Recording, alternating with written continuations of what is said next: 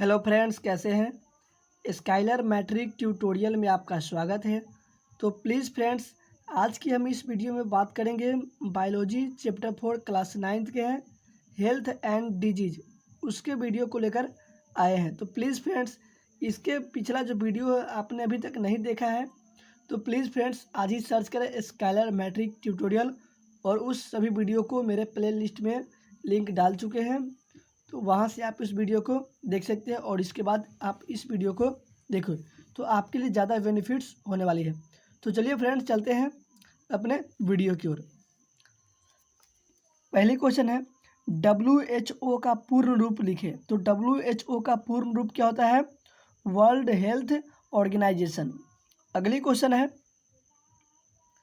WHO की स्थापना कब हुई? तो WHO की स्थापना 7 अप्रैल 1948 को हुई थी। कब हुई थी? 7 अप्रैल 1948 को।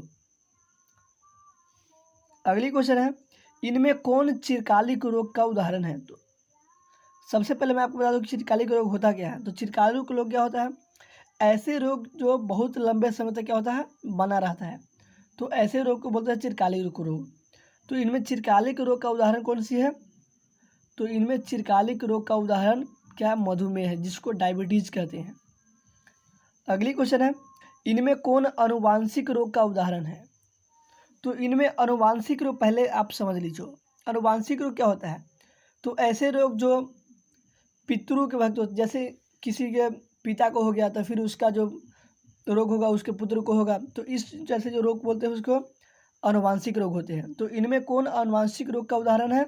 तो जो आप गंजापन देखते हो, यानी सिर से जो बाल क्या होता है, उड़ जाना, उसको बोलते हैं गंजापन। तो गंजापन किसका उदाहरण है? आनुवांशिक रोग का क्या है? उदाहरण है। अगली क्वेश्चन है, डायबिटीज या मधुमेह रोग किस हार्मोन की कमी के कारण होती है? तो डायबिटीज या मधुमेह रोग इंसुलिन की कमी या इंसुलिन की अधिकता के कारण भी हो जाती है। अगली है, भीम कायत्व या जाइगेंटिज्म किस हार्मोन की अधिकता के कारण होती है? तो भीम कायत्व या जाइगेंटिज्म STH हार्मोन की अधिकता के कारण होती है। यानी इसमें क्या होती है, इस हार्मोन की अधिकता के कारण व्यक्ति क्या होता है, अधिक लंबा हो जाता है। अगला है, बौनापन किस हार्मोन की कमी के कारण होता है? तो व्यक्ति का बौनापन STH हार्मोन की कमी के कारण होती है। इसमें व्यक्ति क्या होते हैं, बहुत छोटे हो जाते हैं। अगली क्वेश्चन है, इनमें कौन जीवाणु जनित रोग का उदाहरण है? तो इनमें कौन जीवाणु जनित रोग का उदाहरण है? TB, जिसको ट्यूबरकुलोसिस या क्षय रोग भी कहते हैं। अगली क्वेश्चन है, टीका की खोज किसने किया था? तो टीका यानी वैक्सीन की खोज सबसे पहले एडवर्ड जेनर ने किए थे। किसने किए?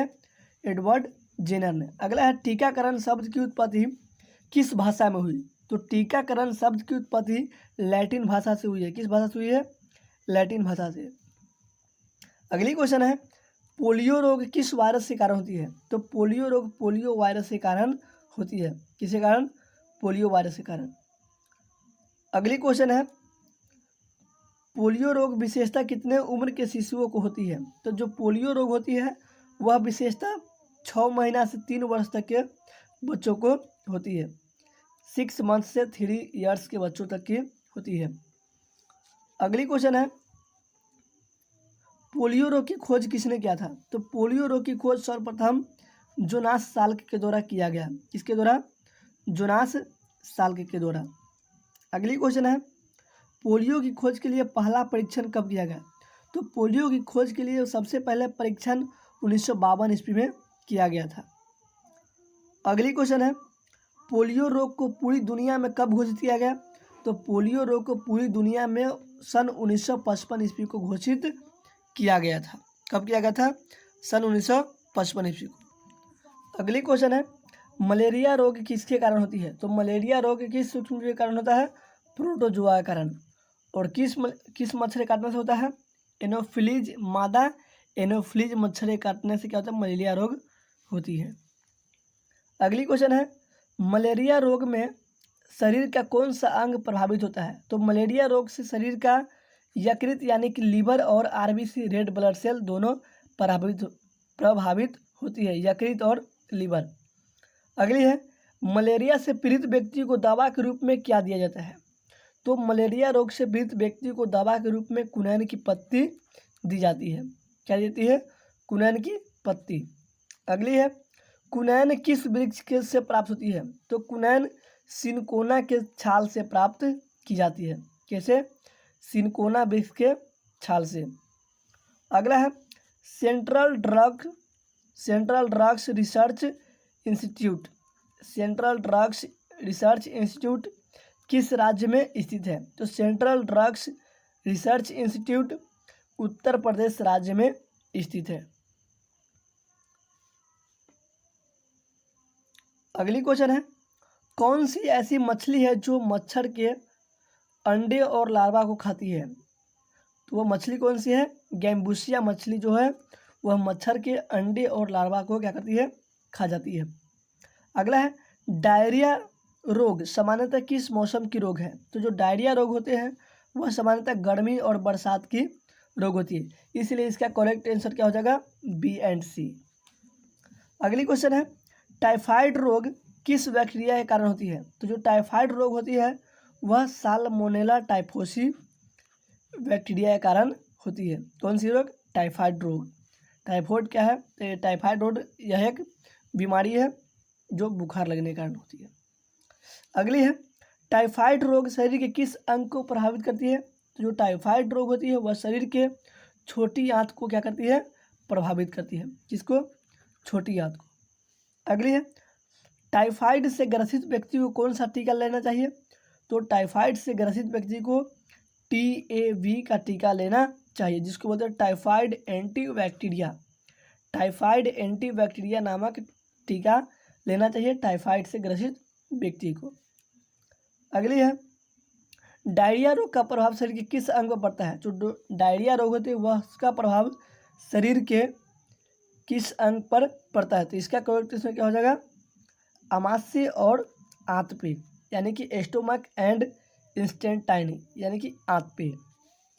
अगली क्वेश्चन है, क्षय रोग जिसको टीबी, तो क्षय रोग किस सूक्ष्म जीव के कारण होती है? तो क्षय जो रोग होते हैं वह माइटोबैक्टीरियम ट्यूबरकुलोसिस के द्वारा होती है। तो माइटोबैक्टीरियम ट्यूबरकुलोसिस क्या है? एक जीवाणु है जिसके कारण क्या होती है? क्षय रोग होती है। अगली क्वेश्चन है, माइकोबैक्टीरियम ट्यूबरकुलोसिस के कारण शरीर में किस जहरीले पदार्थ को मुक्त किया जाता है? तो माइटोबैक्टीरियम ट्यूबरकुलोसिस के कारण शरीर में एक ट्यूबरकुलिन नामक जहरीले पदार्थ को क्या कहते हैं? हम मुक्त किया जाता है। अगली क्वेश्चन है, क्षय रोग सामान्यतः किस अंग को प्रभावित करता है? तो क्षय रोग सामान्यतः फेफड़ा और उसके ऊतक को प्रभावित करता है। किसको? फेफड़ा और उसके ऊतक को। अगली क्वेश्चन है, क्षय रोग से बचाव के लिए कौन सा टीका लगाया जाता है? तो क्षय रोग से बचाव के लिए BCG का टीका लगाया जाता है। किसका? BCG का टीका, बैक्सील कैलमेट ग्यूरिन।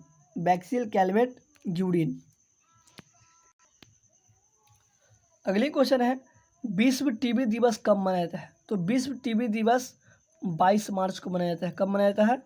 22 मार्च को। अगली क्वेश्चन है, विश्व टीबी दिवस के रोग के समय यानी विश्व टीबी दिवस के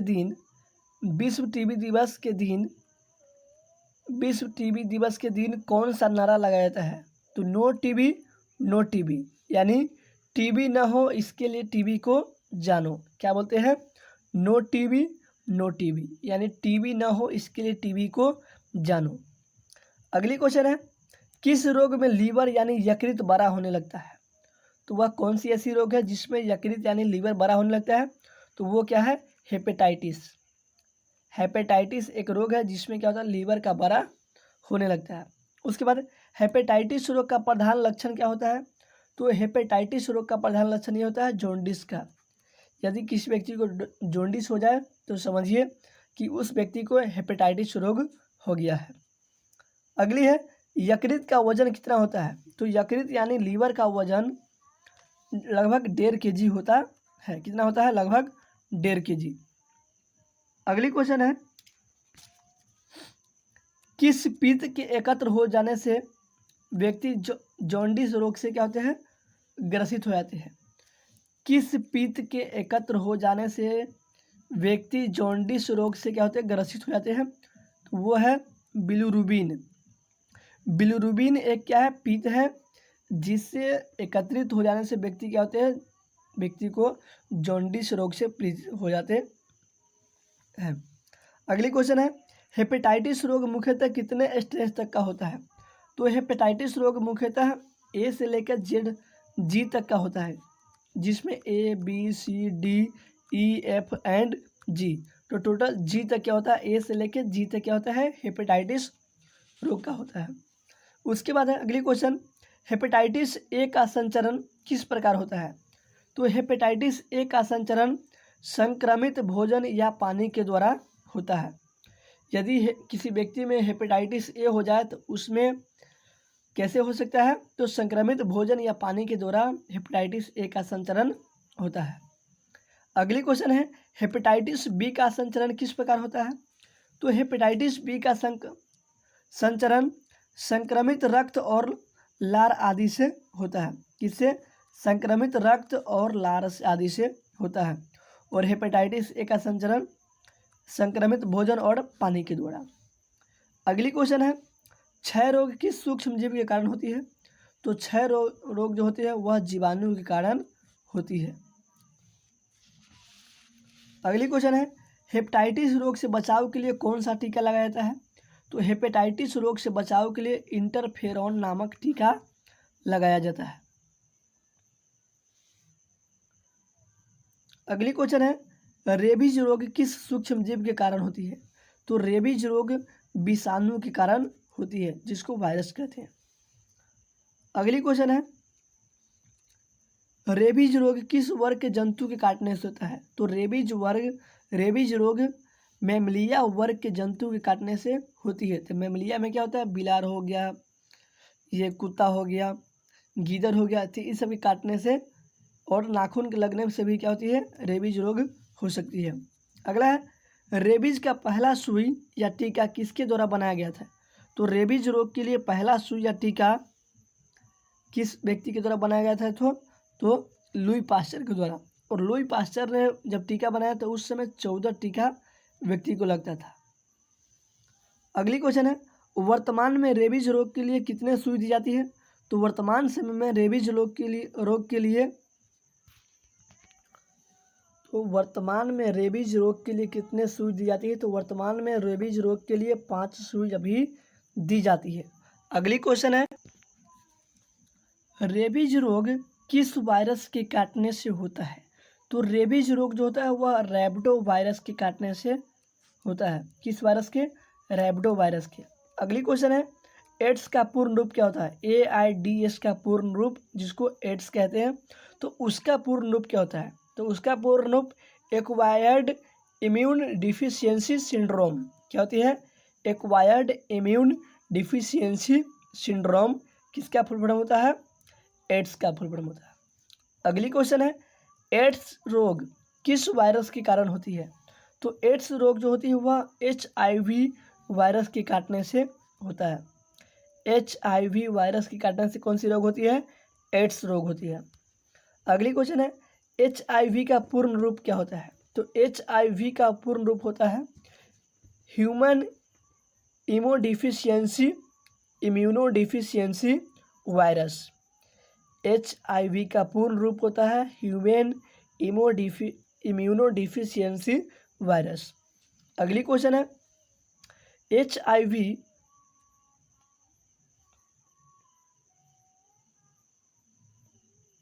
HIV वायरस शरीर के किस अंग को नष्ट करता है? तो HIV जो वायरस होते हैं वह प्राकृतिक प्रतिरक्षण व्यवस्था को क्या करता है?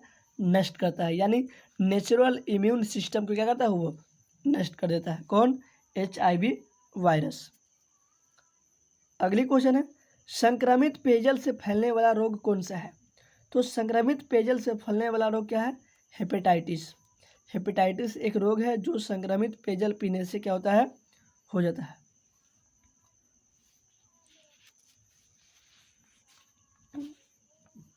अगली क्वेश्चन है,